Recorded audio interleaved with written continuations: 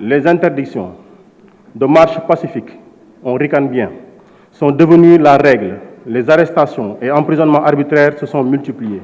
Dans un tel contexte de brutale fermeture de l'espace politique, les procès au verdict ubuesque et les séquestrations illégales d'un dirigeant de l'opposition en sont venus à paraître d'une inquiétante banalité. Nous sommes aussi témoins des errements d'un État désireux de rester fort à tout prix. Ce prix fut-il celui du sang, de la dissimulation, du mensonge, oubliant qu'un État fort est un État juste et que l'ordre se maintient d'abord par l'équité. Pour en attester, une délégation de députés du peuple affiliée à la mouvance Yewwi Askan Wi a rendu visite à des manifestants en situation de garde à vue dans plusieurs commissariats de la région de Dakar et dans quelques brigades de gendarmerie. Partout, le constat est le même.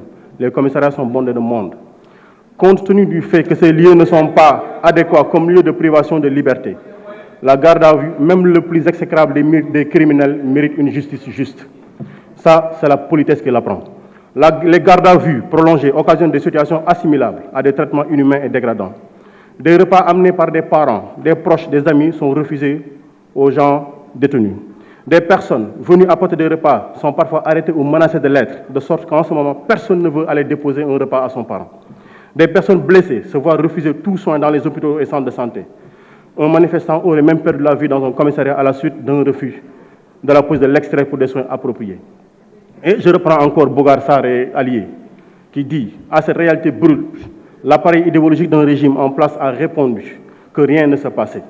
Aux citoyens dénonçant cet état de fait, on oppose une batterie de chefs d'inculpation allant de la diffusion de fausses nouvelles au discrédit jeté sur les institutions, en passant par l'appel à l'insurrection pour justifier l'appareil répressif mis en place contre eux. Par ces actes, c'est toute la conscience démocratique de la société civile sénégalaise qui est réprimée. Mais il faut savoir que les Sénégalais sont attachés à leur liberté de parole et ils n'y renonceront pas. Cette jeunesse que nous voyons, on a vu les déclarations de la police dire, je dis bien, on a vu des déclarations de la police dire que des gens armés, avec des kalachnikovs, je rappelle qu'on a proposé ici une commission d'enquête parlementaire pour 45 milliards pour les armes qu'on avait achetées, on l'a rejeté. Des armes circulent dans la rue, on n'arrive pas encore à savoir qui sont ces porteurs d'armes, alors que pour un appel téléphonique, alors que pour un message sur Facebook, on peut tout de suite savoir qui en est l'auteur pour aller le cueillir, manu militari, chez lui. Et aujourd'hui, toute cette situation-ci nous amène à dire, moi je suis favorable parce que j'ai argumenté devant vous, Madame la Ministre, la nécessité de revoir la loi sur les villages de reclassement social. Je suis favorable à cette loi-ci. Mais je me dis aujourd'hui, au regard de la circonstance, il nous appelle à regarder autrement et à dire qu'elle est bien nécessaire.